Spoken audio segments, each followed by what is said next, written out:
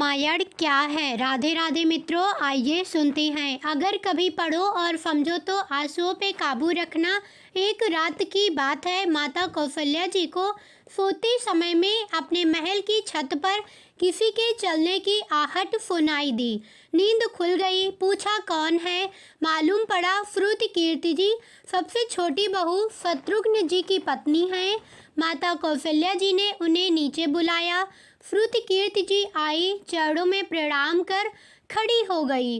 माता कौशल्या जी ने पूछा, श्रुति इतनी रात को अकेली छत पर क्या कर रही हो बेटी? क्या नींद नहीं आ रही? शत्रुघ्न कहाँ है? श्रुति कीर्ति की आंखें भर आई, माँ की छाती से चिपटी, गोद में सिमट गई। बोली, माँ उन्हें तो देखे हुए 13 वर्ष हो गए। उफ! कौशल्या जी का हृदय कांप कर छटपटा गया। तुरंत आवाज लगाई, सेवक दौड़े आए। आधी रात ही पालकी तैयार हुई। आज शत्रुघ्न जी की खोज होगी। माँ चली। आपको मालूम है शत्रुघ्न जी कहाँ मिले? अयोध्या जी के जिस दरवाजे के बाहर भरत जी नंदीग्राम में तपस्वी होकर रहती हैं, उसी दरवाजे के भीतर एक पत्थर की शिला है। उसी शिला पर अपनी बाह का तकिया बनाकर लेटे मिले। माँ सिरहाने बैठ गई। बालों में हाथ फिराया तो शत्रुघ्न जी ने आंखें खोली। माँ उठे, चरणों में गिरे। माँ आपने क्यों कष्ट किया? मुझे बुलवा लिया होता। माँ ने कहा, शत्रुघ्न यहाँ क्यों? शत्रुघ्न जी की रुलाई फूट पड़ी। बोले, माँ भैया राम जी पिताजी की आज्ञा से वन चले गए। भैया लक्ष्मण जी उनके पीछे चले गए।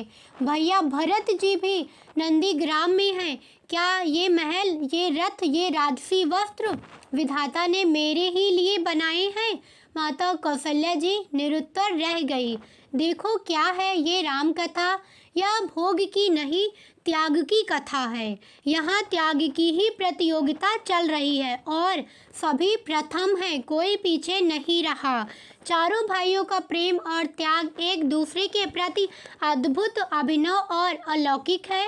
रामायण जीवन जीने की सबसे उत्तम शिक्षा देती है। भगवान राम को 14 वर्ष का वनवास हुआ तो उनकी पत्नी सीता मैया ने भी सहर्ष वनवास स्वीकार कर लिया, परंतु बचपन से ही बड़े भाई की सेवा में रहने वाले लक्ष्मण जी कैसे राम जी से दूर हो जाते?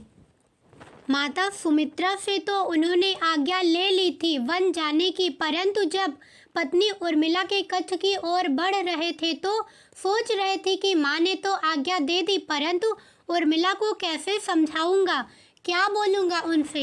यही सोच विचार करके लक्ष्मण जी जैसे ही अपने कच्छ में पहुँचे तो देखा कि उर्मिला जी आरती का थाल लेके खड़ी थी और बोली, आप मेरी चिंता छोड़ प्रभु श्री राम की सेवा में वन जाओ। मैं आपको नहीं रोकूंगी। मेरे कारण आपकी सेवा में कोई बाधा ना आए, इसलिए साथ जाने की जिद भी नहीं करूंगी। लक्ष्मण जी को कहने में संकोच हो रहा था, परंतु उनके कुछ कहने से पहले ही उर्मिला जी ने उन्हें संकोच से बाहर निकाल दिया। वास्तव में यही पत्नी का धर्म है। पति संकोच में पड़े उससे पहले ही पत्नी उसके मन की बात जानकर उसे संकोच से बाहर कर दे। लक्ष्मण जी चले गए, परंतु 14 वर्ष तक उर्मिला ने एक तपस्विनी की भांति कठोर तप किया। वन में प्रभु श्री राम, माता सीता की सेवा में लक्ष्मण जी कभी सोए नहीं, परंतु उर्मिला ने भी अपने महलों के द्वार कभी बंद नहीं किए और सारी रात जाग जाग कर उस दीपक की लौ को बुझने नहीं दिया। मेघनाथ से युद्ध करते हुए जब लक्ष्मण जी को शक्ति लग जाती है और हनुमान जी उनके लिए संजीवनी का पर्वत लेके लौट रहे होते हैं, तो बीच में जब हनुमान जी अयोध्या के ऊपर से गुजर रहे थे तो भरत जी उन्हें राक्षस समझकर बाण मारते हैं और हनुमान जी गिर जाते हैं। तब हनुमान जी सारा वृतांत सुनाते हैं कि सीता जी को रावण हर ले गया, लक्ष्मण जी युद्ध में मूर्छित हो गए हैं। यह सुनते ही कौशल्या जी कहती हैं कि राम को कहना कि लक्ष्मण के बिना अयोध्या में पैर भी मत रखना, राम वन में ही रहे। माता सुमित्रा कहती है कि राम से कहना कि कोई बात नहीं, अभी शत्रुघ्न है, मैं उसे भेज दूंगी। मेरे दोनों पुत्र राम सेवा के लिए ही तो जन्मे हैं। माताओं का प्रेम देखकर हनुमान जी की आंखों में से अश्रुधारा बह रही थी, परंतु जब उन्होंने उर्मिला जी को देखा तो सोचने लगे कि यह क्यों एकदम शांत और प्रसन्न खड़ी हैं। क्या इन्हें अपने पति के प्राणों की कोई चिंता नहीं? हनुमान जी पूछते हैं, देवी आपकी प्रसन्नता का कारण क्या है? आपके पति के प्राण संकट में हैं। सूर्य उदित होते ही सूर्य कुल का दीपक बुझ जाएगा। उर्मिला जी का उत्तर सुनकर तीनों लोकों का कोई भी प्राणी उनकी वंदना किए बिना नहीं रह पाएगा। उर्मिला बोली, मेरा दीपक संकट में नहीं है, वो बुझ ही नहीं सकता।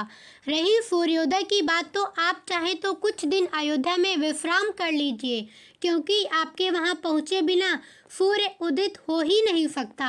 आपने कहा कि प्रभु श्री राम मेरे पति को अपनी गोद में लेकर बैठे हैं। जो योगेश्वर प्रभु श्री राम की गोदी में लेटा हो, काल उसे छू भी नहीं सकता। यह तो वो दोनों लीला कर रहे हैं। मेरे पति जब से वन गए हैं तब से सोए नहीं हैं। उन्होंने न सोने का प्रण लिया था, इसलिए वे थोड़ी देर विश्राम कर रहे हैं, और जब भगवान की गोद मिल जाए तो थोड़ा विश्राम ज़्यादा हो गया, वे उठ जाएंगे। और शक्ति मेरे पति को लगी ही नहीं, शक्ति तो प्रभु श्री राम जी को लगी है। मेरे पति की हर सांस में राम है, हर धड़कन में राम है, उनके रोम रोम में राम है, उनके खून की बूंद बूंद में राम है। और जब उनके शरीर और आत्मा में ही सिर्फ राम है, तो शक्ति राम जी को ही लगी, दर्द राम जी को ही हो रहा। इसलिए हनुमान जी आप निश्चिंत होके जाएं, सूर्य उदित नहीं होगा। राम राज्य की नींव जनक जी की बेटियां ही थीं, कभी सीता तो कभी उर्मिला। भगवान राम ने तो केवल राम राज्य का कलश स्थापित किया, परंतु वास्तव में राम राज्य इन सबके प्रेम, त्याग, समर्पण और बलिदान से ही आया। जिस मनुष्य में प्रेम, त्याग, समर्पण की भावना हो, उस मनुष्य में राम ही बसता है। कभी समय मिले तो अपने वेद, पुराण, गीता, रामायण को पढ़ने और समझने का प्रयास कीजिएगा। जीवन को एक अलग नज़रिए से देखने और जीने का शऊर मिलेगा। लक्ष्मण सा भाई हो, कौशल्या माई हो, स्वामी तुम जैसा मेरा रघुराई हो, नगरी हो अयोध्या सी, रघुकुल सा घराना हो, चरण हो राघव के जहाँ मेरा ठिकाना हो त्याग भरत जैसा, सीता सी नारी हो, लवकुश के जैसे संतान हमारी हो, श्रद्धा हो श्रवण जैसी, सबरी सी भक्ति हो, हनुमत के जैसी निष्ठा हो और शक्ति हो। ये रामायण है, पुण्य कथा श्री राम की। जय श्री राम। कमेंट में सभी लोग जय श्री राम जरूर लिखना। साथ ही वीडियो कैसी लगी कमेंट करके ज़रूर बताना, और अपने मित्रों संबंधियों को ज़रूर शेयर करना। धन्यवाद।